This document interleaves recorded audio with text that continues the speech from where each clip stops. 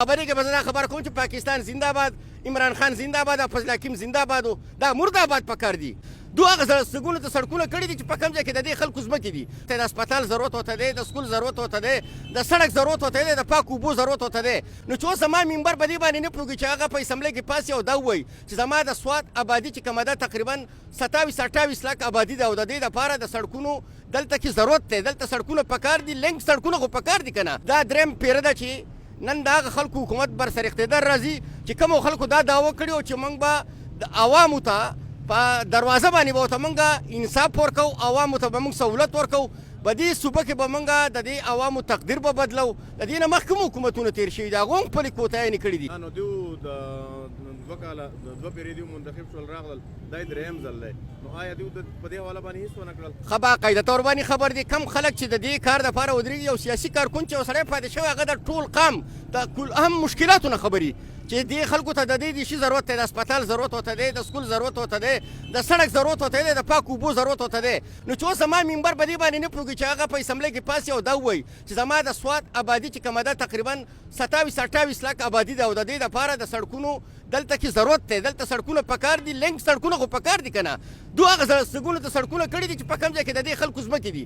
خپله د ځمکو د آبادولو لپاره سړکونه کړي دي، خو چې زما قام په کوم روډ باندې ځي او په جقه کې نښتی خدا نه خواسته دلته څه د دهشتګردۍ یو پېښ وشي یا دماکه وشي، هسپتال ته وړي په ګنټو باندې دا روډونه بند دي. په دې کې زه په یو صورت باندې نه د ټریفک پولیس پکې زه قصوروار ګرځوم، هغو ته ګناه نشتي. د پولیسو د کنټرول نه خبره بار شوې ده. د دې ذمهوار چې دي ممبران یې ذمهوار دي. دلته بیا د بلډینګ پلان چې ورته وګوري، بلډینګ پلان به دا خلک وایي څه ته وایي، دا دې ته وایي چې په کوم ځای کې آبادي کېږي، کوم ځای پلازه رغېږي، کم از کم په هغې کې به د ټي ایم ای نه د انتظامي نه به باقاعده ته پارکینګ دپاره به ورسره نقشه پاس کوي.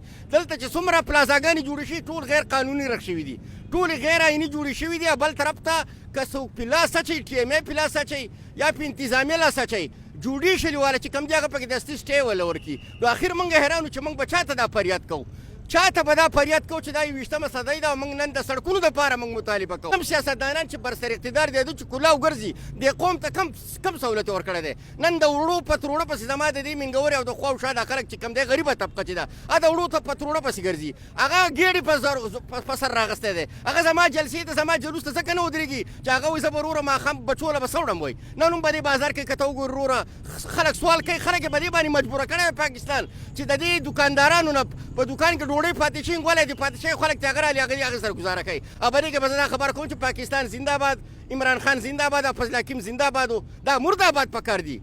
دا مرده‌باد دوی ته ویل پکار دي. هغه خبره کول پکار دي چې د دې قوم بنیادي خبره وي. دا قوم چې دی دا بلکل شوی دی. د دهشتګردۍ خبره چې راځي په ټوک کې به زه خبره کومه، که د بدامنۍ خبره راځي زه به د هغې دپاره اواز پورته کومه. نن ته وګوره د والي صاحب په زمانه کې دلته 6 سکولونه وو، 5 سکول دی پکې ما د پاکستان وښی. د ملا بابا روغ رمټ سکول هغه وران کړی دی. ماسپښین نه بعد واړه ځي او په نوي کلي کې په سکول کې سبقونه وایي. د ګراسي ګروڼ د حالات تاسو ولیدل سره کم اشر نشر کړی دی. عوامو ته د علاج معالجې سهولتونه ورته نشتي. نن خو زما وزیران ممبرانو ته مراتو خبره چې راشي، د هغو د تنخواګانو خبره چې راشي، که هغه د اپوزیشن ممبران دي او که هغه اقتدار والي دي، ټول د هغې دپاره متفق دي، ټول د هغې دپاره متحد دي. خو د دې دپاره نشته چې د سوات د خلکو دپاره موږ انتظام وکړو. نن زما په دې ښار کې 40-50 ګاډۍ د 14-12 والا دلته چلی، د هغې دپاره انتظام نشته چې د دې دپاره موږ مارکیټ جوړ کړو. د چرګانو د خرڅولو دپاره مارکیټ نشته، د غوښې مارکیټ نشته. په اوږدو کې د غوښې مارکیټ جوړ شوی دی، په هغې کې هم سیاسي اثر رسوخ دی چې دا خلک هلته لاړ شي او په هغې کې هلته دا یو مارکیټ جوړ شي. نو عزتمندو مشرانو موږ خو په دې خبرو باندې ستړي شو، خو په دې باندې موږ مجبوره کوي چې موږ د پاکستان نه د بغاوت اعلان وکړو. دونه موږ خولې له راغلي وو، مجبورۍ له راغلي وو.